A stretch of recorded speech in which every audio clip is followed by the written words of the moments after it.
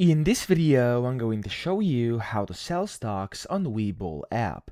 Now, the first thing you have to do, you want to go into stocks and find the stock you want to sell. Currently, I am inside paper trading, but it's going to be the same if you have a real account with real money. So I'm going to tap on stocks over here, and then from here, I'm going to search for a stock. For example, I'm just going to look for Apple. There we go. I'm going to tap on it. And now from here, as you can see, at the bottom, you'll be able to basically open up your trading tab. Now, from here, you can see side just below the chart here, and it says buy or sell. So to sell stocks, simply select the asset first. So the stock you want to sell. In this case, I'm doing it with Apple. Of course, you can do whichever one you want. Then go to the sell tab. So here it says sell on the side. You can then set your order type, either limit or market. So a limit order will basically buy or sell at a fixed price, and then market order will sell at the current price. Okay.